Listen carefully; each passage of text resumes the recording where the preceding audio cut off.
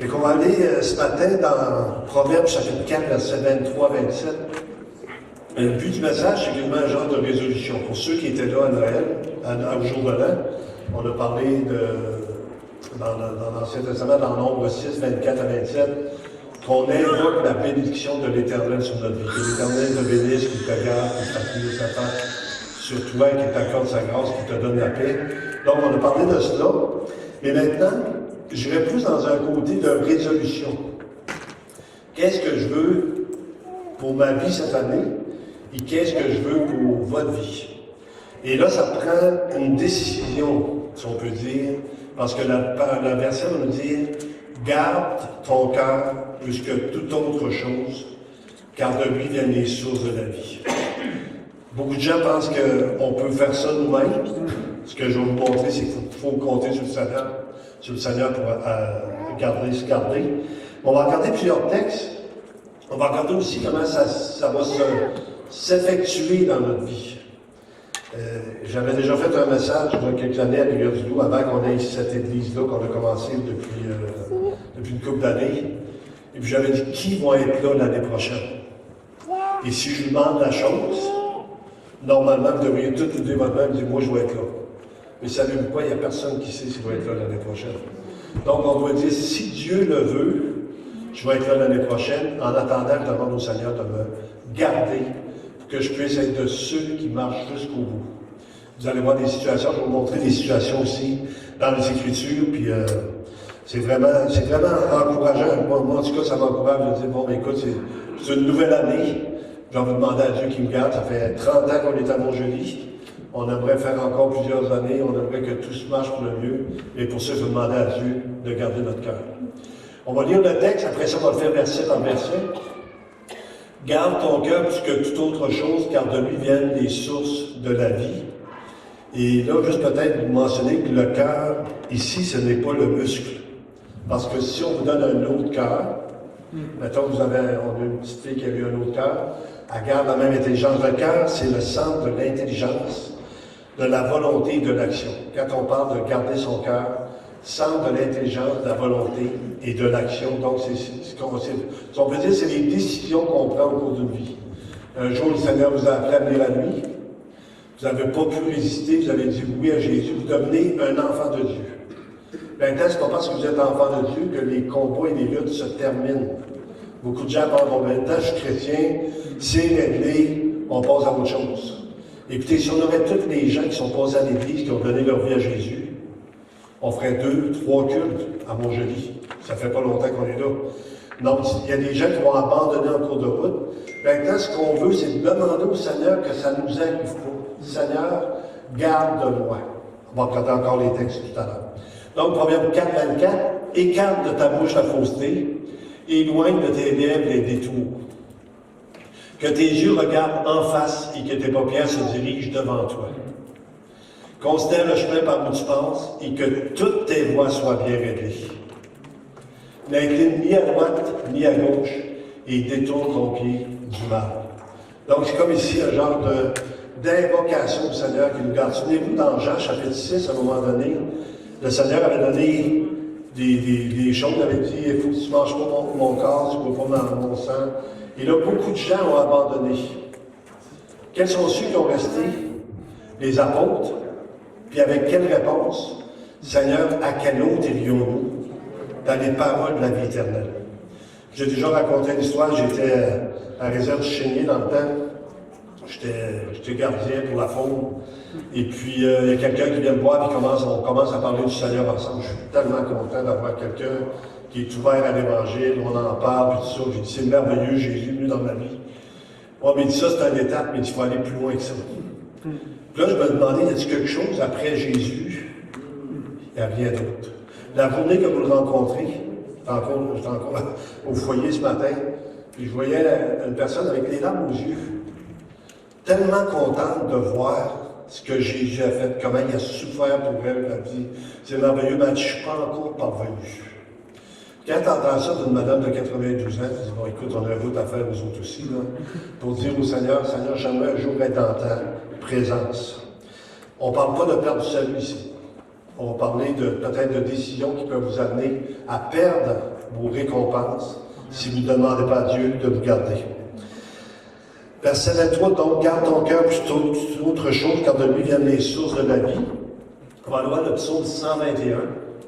Psaume 121, on l'a partagé il y a 2 semaines. Si vous n'étiez pas là, ben, c'est pas grave, on peut le partager. Ils l'ont partagé à Montréal aussi. La semaine passée, on était en train de donner la parole, puis pendant la musique, on a emmené le psaume 121 2 fois. Et puis, encore une fois, soyez pas trop sûrs de vous-même. Confiez pas en vous. C'est aussi simple que ça. Soyez pas dit, moi, ça m'arrive pas. Faites attention. Vous dites, oh, écoute, à l'âge que je suis rendu, pas de problème. Ça ne veut pas dire que parce que tu es plus âgé, que tu ne peux pas avoir des désirs faux. Ça peut arriver.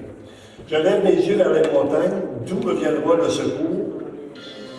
Le secours me vient de l'Éternel, qui a fait les cieux et la terre.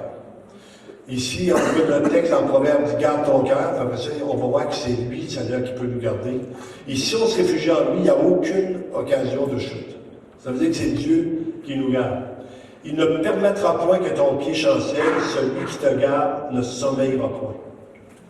Voici le sommeil ni le dort, celui qui garde Israël. L'Éternel est celui qui te garde.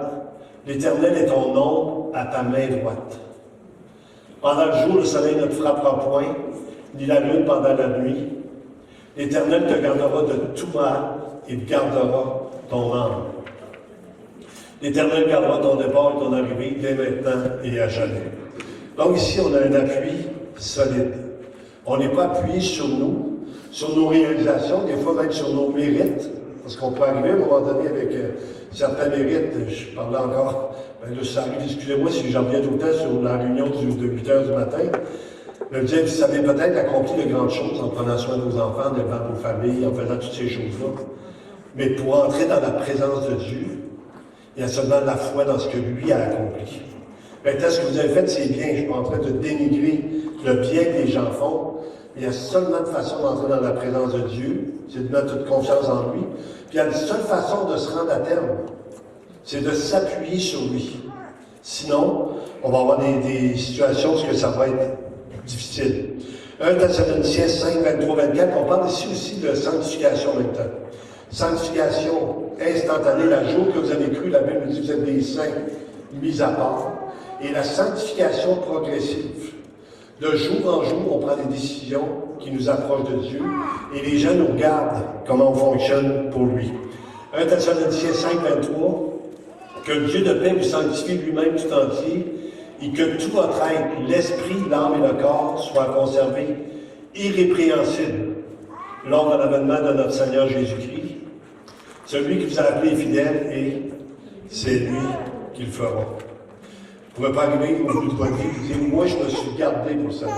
Ça n'arrivera pas ça. Le Seigneur m'a gardé, il va vous montrer toutes les fois, toutes les occasions où vous auriez chuté, que Dieu dans son amour a mis sa main sur vous, il vous a tiré du piège. Il vous a empêché de chuter.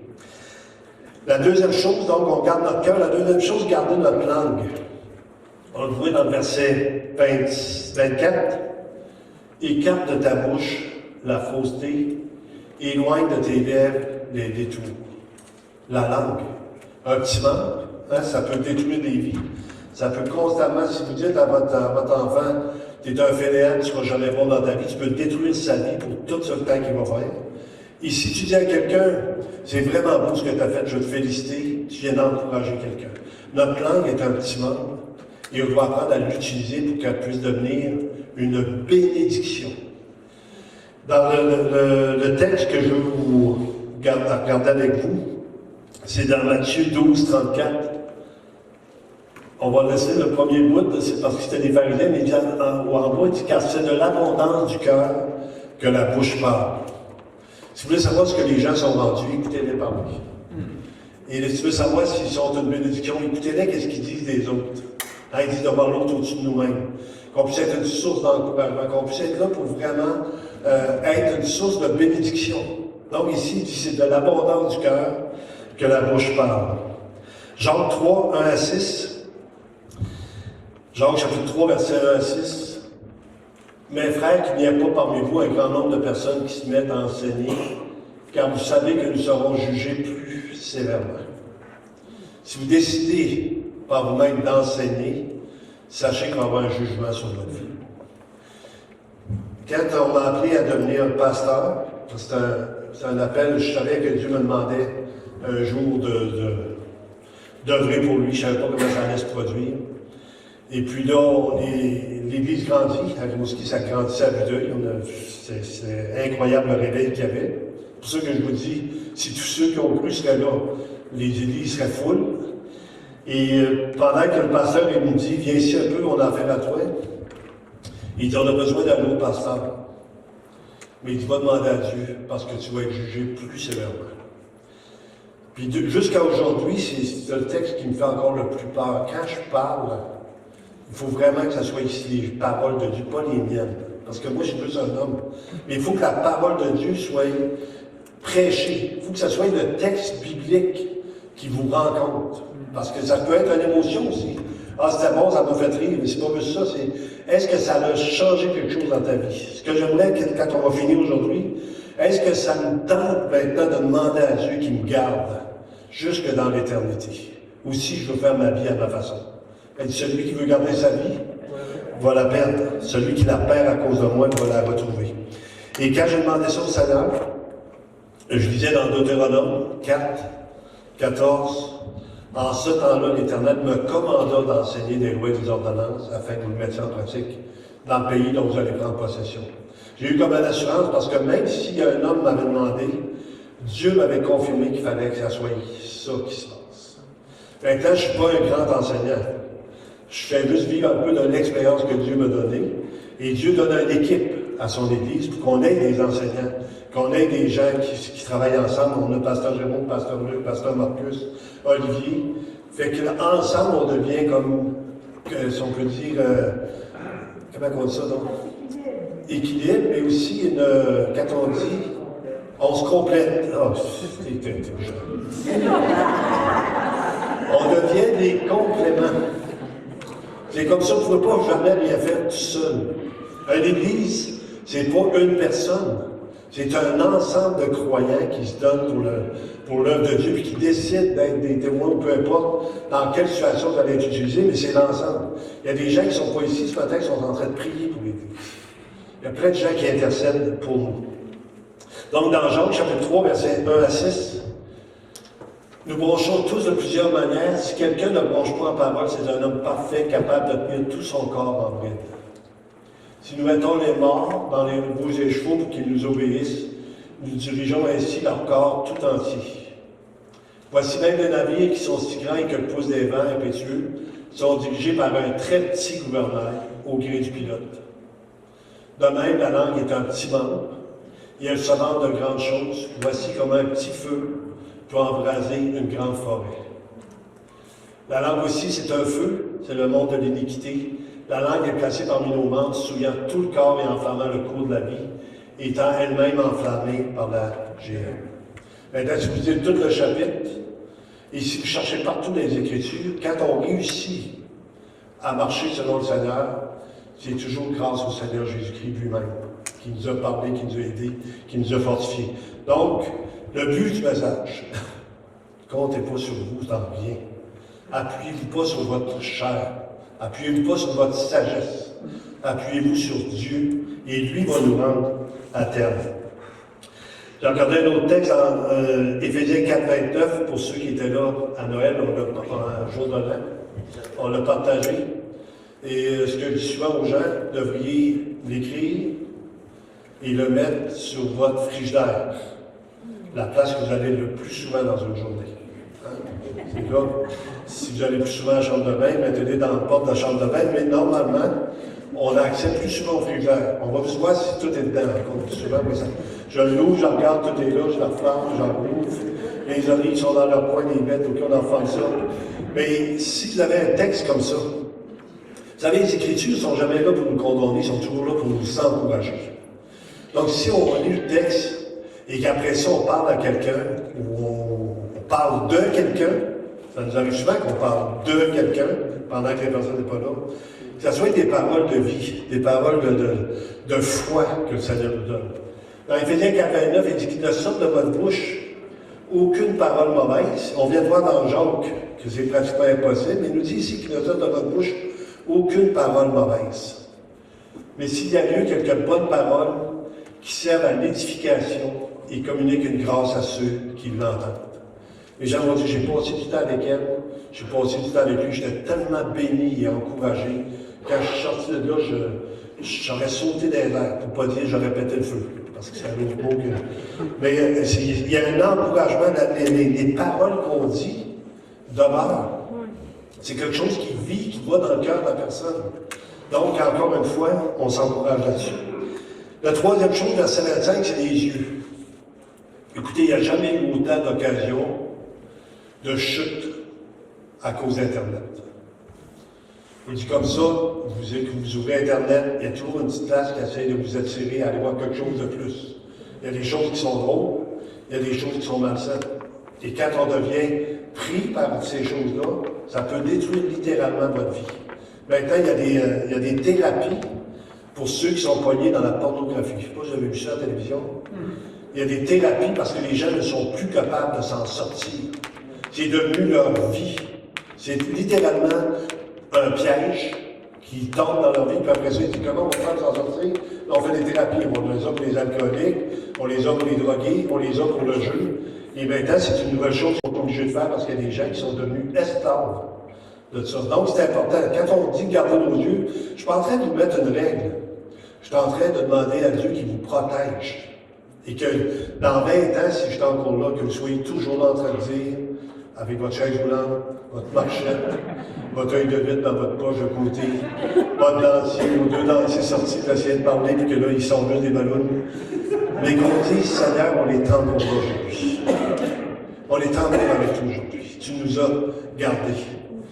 Dans le psaume 101, verset 3, psaume 101, verset 3, je ne mettrai rien de mauvais devant mes yeux. Je hais la conduite des pécheurs, elle ne s'attachera pas à moi.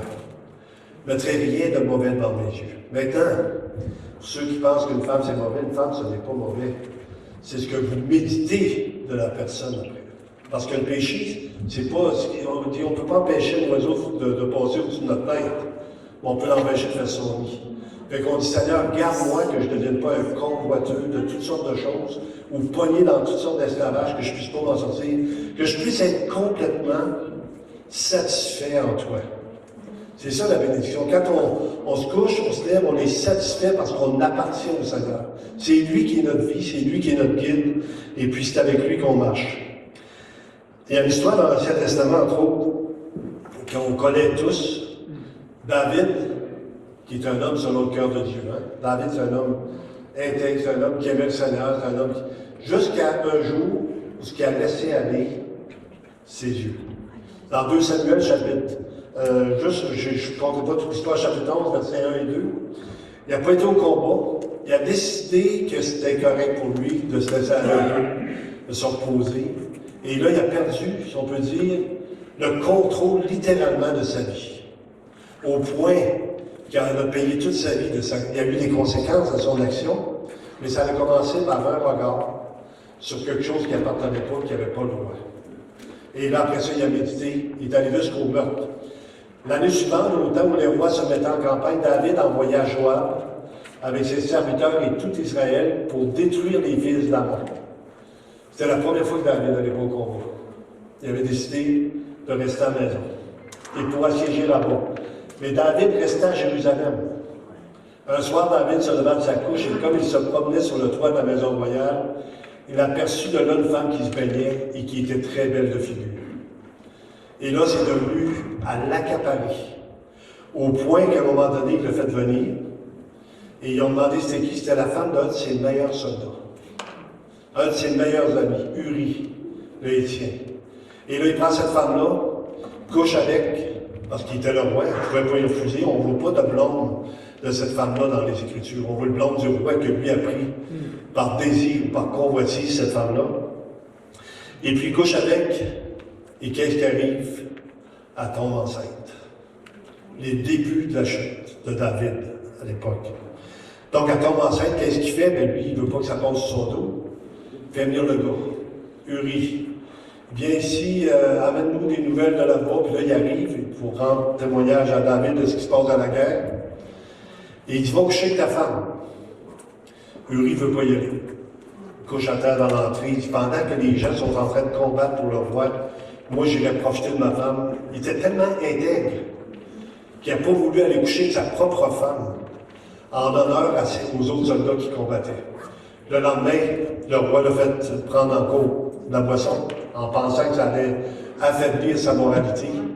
Et il n'a pas voulu encore une fois. Et savez-vous qu'est-ce que David a dit après ça? On devrait le faire tuer.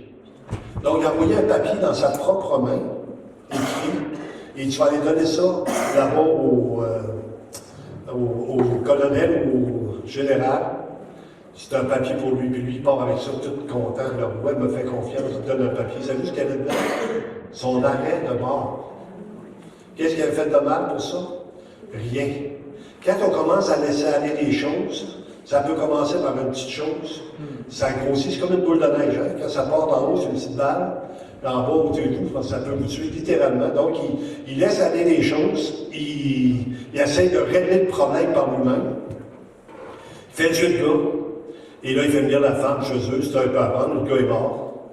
Et pour faire une histoire courte, il y a quelqu'un qui est allé leur parler. Tu n'avais pas le droit de faire cette chose-là. Ça a commencé par un œil sur la femme de l'autre. Ça a commencé par une petite chose, un petit laisser-aller. C'est pour ça que quand on dit « garde ton cœur », je demande au Seigneur constamment pour ma vie. Je ne suis pas en train de vous faire la morale. Pour ma vie, Seigneur, garde-moi que je ne sois pas tombé dans ce piège-là, parce qu'après, il y a des conséquences. Et les conséquences sont terribles. Parce que Dieu, il commence par juger son peuple. Donc, c'est des choses qu'on demande à Dieu qui nous gardent. Le quatrième point, c'est la réflexion. Verset 26. Considère le chemin par où tu passes et que toutes tes voies soient bien réglées. Est-ce que je fais la chose que Dieu me demande? Est-ce que je suis en train d'être intègre dans ce que je fais? Le texte que je vais vous montrer pour ça, c'est Proverbe 22, 20, 21. Ce que je disais matin aussi, comme je vous disais depuis tantôt, j'ai dit aux personnes, je vous parle de Jean chapitre 3, je vous parle d'une nouvelle naissance. Savez-vous ce que j'aimerais, c'est que vous preniez le livre qu'on vous a donné et que vous allez lire la Bible pour voir ce que je vous dis si c'est exact. Ils vérifiaient chaque jour dans les Écritures ce qu'on leur enseignait était exact. Ici, il nous dit, garde notre réflexion, Proverbe 22, 20. N'ai-je pas déjà pour toi mis par écrit des conseils et des réflexions pour t'enseigner des choses sûres, des paroles vraies? On est encore privilégié de pouvoir se réunir. Bon, du coup, il n'y a pas de problème. On a eu le test qu'on peut fermer des églises. On avait de raison. On a dit que c'était la bonne raison. Je ne donnerai pas mes commentaires là-dessus. Mais si un jour, la pression vient grande, quels sont ceux qui vont demeurer attachés au Seigneur? C'est arrivé dans des églises, présentement, l'église chrétienne est la plus persécutée dans le monde entier. On brûle des églises, on brûle des gens à cause de leur foi. C'est vraiment, c'est pas rien. Nous, présentement, c'est la facilité. On vient ici, grand stationnement, belle bâtisse, on est à radio, à télévision, mais si ça nous est enlevé, est-ce que je veux rester attaché au Seigneur Jésus? C'est une question qui se pose. On peut tout répondre oui facilement, mais quand ça va arriver, si à un moment donné on nous enlève nos droits, savez-vous qu'est-ce qu'ils nous disent aujourd'hui? Faites votre religion chez nous. Vous n'avez pas besoin de vous réunir. C'est comme ça qu'ils ont fermé les églises au complet. On ne vous empêche pas de croire en Dieu. Croyez-les dans votre maison. J'écoutais les Huguenots cette semaine à la télévision, toute l'histoire des Huguenots, comment ils ont été persécutés, comment les femmes des Huguenots étaient violées par l'Église de l'époque, comment les enfants étaient vendus au marché. C'était incroyable. Allez voir ça sur Internet. La fuite des Huguenots sont retrouvés de partir en Allemagne, on a eu au Québec, on a eu aux États-Unis. Des chrétiens qui étaient là pour aider leur place, aider leur village, et qu'à un moment donné, la pression s'est levée contre eux autres. Et ils ont dû fuir où ce qui était, et pour amener la bénédiction ailleurs. Pensez aux conséquences. Pensez toujours aux conséquences. Dans le fond, ce que je vous dis, Faites-vous peur. As-tu pensé? Je dis souvent, quand je parle avec les autres pasteurs, on s'encourage, on se fait peur. Une des peurs que je me fais avec Pasteur Jeff, je vous la raconte à vous autres, c'est qu'on dit, as-tu pensé si tu tomberais en adultère? La conséquence. Les gens qui te font confiance. Les gens qui t'ont donné une crédibilité. Les gens qui prient pour toi. Vous savez ce qu'il dit? Il dit, toi, là-bas, à Montjoly, as-tu pensé si ça t'arriverait? Les gens qui t'ont fait confiance, c'est dans la région, radio, télévision, ils t'ont fait des articles. Ah, il dit, oui, garde-moi de tout ça, de perdre des amitiés, des gens qui ont cru, cru en nous, qui ont travaillé avec nous autres. Ce serait terrible. Fait qu'on prie tout le temps que Dieu nous garde, puis on pense à ce que ça pourrait faire pour nos propres enfants, des conséquences dans ma famille. Fait que je demande à Dieu constamment qu'il nous garde. Les pieds ou la direction, verset 27. Pour t'enseigner les choses sûres, n'incline ni à droite ni à gauche et détourne ton pied du mal. Donc ici, j'avais mis comme texte aucun texte. Ne pas se croire debout. 1 Corinthiens 10, 13. Je ne sais pas si ça fait un effet dans votre vie, ce que je suis en train de vous dire. Ça fait un effet dans la mienne. Quand j'ai préparé le message, j'avais tout le temps cette chose-là, Seigneur. J'ai un cri dans mon cœur, puis je commençais l'année avec ça, puis j'ai dit à Fabreville la semaine passée, garde ton cœur. C'est comme une supplication à Dieu qui puisse me garder et qui puisse vous garder. Dans Corinthiens 10, 13, aucune tentation ne vous est survenue qui n'ait été humaine, et Dieu qui est fidèle ne permettra pas que vous soyez tentés au-delà de vos forces. Mais avec la tentation, il préparera aussi le moyen d'en sortir afin que vous puissiez la supporter. Donc, les tentations ou les épreuves ne sont pas au-delà de nos forces. Si vous lisez à Corinthiens 10, au complet, j'avais commencé à faire l'étude là-dessus, mais il montrait toutes les situations où ce que les Israélites ont chuté. La débauche, l'idolâtrie avec le veau d'or. Après ça, quand ils ont murmuré contre les autorités, quand ils ont tenté Moïse en ayant de la viande, il voulait avoir de la viande, elle a pourri dans leur bouche. Savez-vous combien il y en a qui en ont sorti de cela? 2. Josué et Caleb.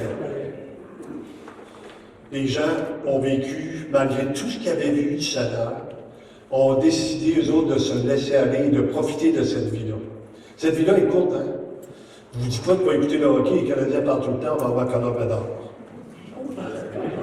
Pour ceux qui suivent le hockey. Je ne vous dis pas de ne pas regarder le football, je ne vous dis pas quoi faire. Je vous dis demandez à Dieu qu'il vous dise comment vous préserver. Dans Josué, je me tiens assujetti de peur d'être moi-même rejeté après avoir prêché aux autres. Ça, c'est l'apôtre Paul, appelé de Dieu, qui entend la voix du ciel, qui le confirme dans son message et qui ne compte pas sur lui. Il dit, je demande au Seigneur qui me garde pour ne pas être désapprouvé après avoir prêché aux autres. Il y a des nouveaux dans l'Église, fait que j'ai trouvé mon histoire de course. Vous savez, avant, quand j'étais plus jeune, j'étais plus petit, je courais plus vite. Maintenant, je marche. J'ai changé de chose, mais je courais, puis ma façon de courir, ça écœurait un peu le monde. Je le suivais, et à la fin, j'accélérais, puis je dépassais, puis je finissais premier. C'était dans des compétitions plus en point de Montjoly et Monson, des compétitions régionales. Et à un moment donné, il y a quelqu'un qui a décidé d'avoir une autre façon pour m'avoir. Il est parti comme si c'était 100 mètres, on courait 1 kilomètre. Et il est parti tellement vite que j'ai arrêté. Je me suis découragé. J'ai dit, ça donne à rien, je ne le rattraperai jamais. Et ce gars-là, il a fini en marchant. Il m'avait eu. Puis ça m'a donné un exemple de dire, moi, je ne veux pas que le diable m'aille et qu'il m'empêche de me rendre à terme. Je vais demander au Seigneur qu'il me garde et je vais y aller un jour à la fois, en comptant sur sa grâce. Et qu'ici, on voit l'apôtre Paul qui va demander à Dieu, de peur d'être moment d'appui, il supplie Dieu de le garder. Et regardez comment il termine sa vie. 2 Timothée 4, 7 et 8. Puis ça, encore une fois, c'est un encouragement. Il dit, j'ai combattu mon combat. Voyez-vous, tantôt, il parlait d'une course. J'ai achevé la course. L'apôtre Paul allait mourir. Il allait rencontrer son Seigneur. J'ai achevé la course. J'ai gardé la foi. Et désormais, la couronne de justice m'est réservée. Le Seigneur, le juste juge, me la donnera dans ce jour-là, et non seulement à moi. Et là, il est en train de parler de vous en plus. Il est en train de s'en aller éventuellement dans la présence de Dieu. Il encourage tout le monde à achever la course, à garder la foi. C'est pour ça que la Bible va même dire, ne négligez pas votre assemblée comme c'est l'habitude de quelques-uns, mais exhortez-vous, d'autant plus que nous voyons s'approcher le jour. Quand je me suis converti, les gens me disaient tout le temps, Seigneur vient bientôt. Ça fait 38 ans, il n'est pas arrivé, mais il est bien plus proche que lorsque j'ai cru. Il disait ça même à l'époque du Seigneur, le Seigneur vient bientôt, parce que c'est écrit dans les Écritures. Donc le Seigneur vient bientôt, il vient chercher son peuple, il me le donnera ce jour-là, et non seulement à moi, mais encore à tous ceux qui auront aimé son avènement. Question finale, est-ce que vous aimez son avènement? Est-ce que vous voulez demander à Dieu qu'il vous garde ce matin, jusqu'à temps qu'on arrive de l'autre côté? Il va arriver des différends entre nous, il va arriver des problèmes, il va arriver des difficultés, mais qu'on puisse demander à Dieu, Seigneur, garde-moi jusqu'à temps que j'arrive dans ta présence. Et là, le Seigneur, comme je disais à mes personnes ce matin, il va vous accueillir, un peu comme on accueille les gens quand on arrive dans les fêtes, ou peu importe, on a un accueil à l'église, puis on est tellement content. Des fois, les gens me disent, on aime ça de voir sur le perron de l'église. Un matin, je regardais ça, moins 18, je pense que je vais rentrer en dedans, je vais le voir en dedans. Mais le Seigneur, lui, nous attend dans sa présence, on va rentrer là. Et là, il va nous honorer devant les autres, il va dire, bon et fidèle serviteur. Tu étais fidèle en peu de choses, entre dans la joie de ton maître. Écoutez, on ne le voit pas, on y va par la foi, mais ces choses-là sont 100% sûres d'arriver. Donc, demandons à Dieu qu'il nous garde. Amen. On va juste prier pour cette année qui s'en vient aussi. Seigneur Dieu éternel, on veut te remercier pour l'année qui est devant nous, Seigneur. On ne sait pas qu'est-ce qui nous attend. On ne sait pas les épreuves qui vont venir sur notre vie. Mais on sait une chose, Seigneur, c'est que tu es vivant. Tu dis que tu es avec nous tous les jours jusqu'à la fin du monde. Seigneur, qu'on ne puisse pas s'appuyer sur notre sagesse, sur notre compétence, sur nos capacités, mais qu'on puisse s'appuyer sur toi pour se rendre à terme. Merci de bénir chacun pour toutes ces personnes qui entendent la parole ce matin, que tu puisses les bénir d'une façon particulière. Et si l'ennemi a un emprise sur eux, qu'ils puissent être libérés maintenant, retrouver leur liberté et trouver la joie de marcher pour toi, Seigneur. Parce qu'il n'y a pas d'autre chose, un peu comme l'apôtre Pierre. Seigneur, à quel autre irions-nous dans les paroles de la vie éternelle? Merci de bénir chacun, Père, dans le nom de Jésus. Amen. Que Dieu vous bénisse. Bon dimanche.